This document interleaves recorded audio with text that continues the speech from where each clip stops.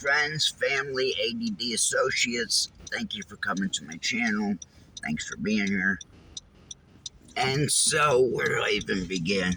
So, there again, yesterday, another one. It stops at 156, which has a definition. Most numbers do. Damn sure every time it's stopped on something, it's got a biblical code to it.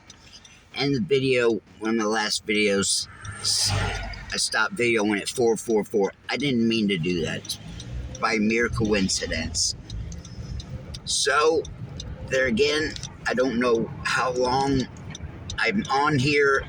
This thing's got a mind of its own, and I'm more certain now than ever God's in control. Continue of on all US this. 278 East for 7 miles. And I didn't know any better, right? So I'm learning this. So at first, I thought it was YouTube playing games. It's not. It can't be YouTube. I don't know how I didn't think of it. It took me a minute to grasp and realize that this is happening before I even share it to YouTube, right? There's no way somebody's at Google sitting here clocking my every video is going to stop my videos. It's not rational, real thinking. But there again, they're stopping on these odd numbers.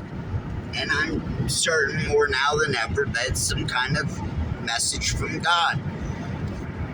I know it sounds crazy. Believe me, I do. It just keeps on happening. Just keeps on coming. When I think it's not going to happen, I'll do a video and then it happens again. And there again, you can look at the videos. Some videos, I go 20 minutes, 17 minutes. It disturbs me. I've done lives. I did one last Saturday, over an hour, and no problem. Brand new phone. Phone's cutting out, and you'll see if, like, I do a 5-minute video, it's like God knows that I'm only going to do a short video, so He cuts it off even sooner. Have you noticed that? Have you noticed my shorter videos? It cuts off shorter. I should give some kind of little bit of confirmation. So you see a 20-minute video, it shuts off at 17:26. A 5-minute video shuts off at 2 minutes. I mean, odd, very mind-baffling to me as well. There again, I didn't sign up to be a preacher. You know, I'm a recovered addict. Some could say I'm still a drug addict, but I'm recovering. I'm recovered, whatever you want to say. I have my slip-ups, but I don't slip up as far as I don't go out and do heroin, or shoot up, meth, nothing like that. Won't do it ever again. I have hard enough time with just maintaining from what I do, my dailies. So that's what it is. It's hard for me to grasp now and put out content. I'm certain I'm being judged by the good Lord. Never been more sure about anything in my life. It's happening all the damn time. All the time. And I'll do a video and it go all the way to and say, okay. And then some weird, odd circumstance will come to pass. Every day. It's not me, it's my wife. And there again, she has these kind of confirmations all the time. She'll see 2 numbers on her phone, and then she'll open up her Bible, write to exactly what she was reading, or whatever subject she's on. It happens all the time. All the time. Gotta give you some kind of, and I show it all on here. If I don't show it here, I'll do it on TikTok and Facebook. And just a little side note, I got banned for 2 days on Facebook for calling, for saying snitch 9. That's all I said was snitch 9. And they cut me off for 2 days.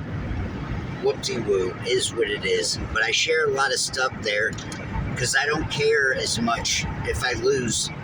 And I should, but care more about this. You know, this is more of a platform that I'm looking to grow. So if you could help me, that would be fantastic. I would greatly appreciate it. I could use all the help I could get. So what's the next? What are we going to talk about?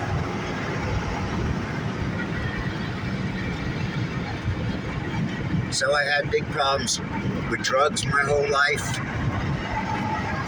and I battled addiction my whole life, and I still battle it.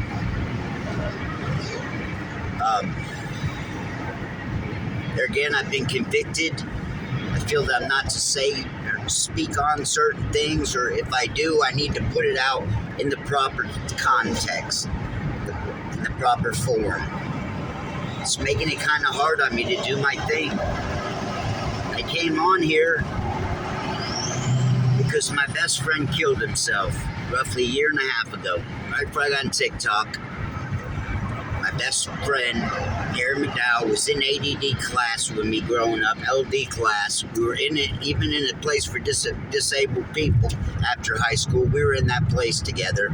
So we were tight. I was with him the 2 times I met my wife out, coincidentally out and about. He was with me both times. So we were tight. And his dad passed away many years ago, 10 years ago-ish. And then his mom passed away. When his mom passed away, his brother sold the house. He obviously got some money, and he moved to Florida, and he was going to school to be a boat mechanic. Made it through school.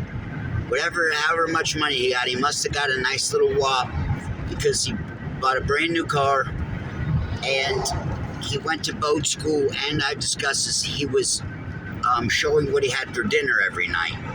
One of those people, right? So everything for dinner was dinners on the beach, expensive meals. Aaron was a heavy drinker, so, drinks and expensive stuff.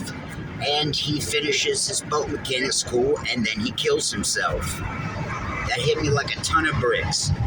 When I found out Ryan Leone was actually, we were friends on Facebook, he was actually in the post where I'm asking somebody if they know anything about Aaron.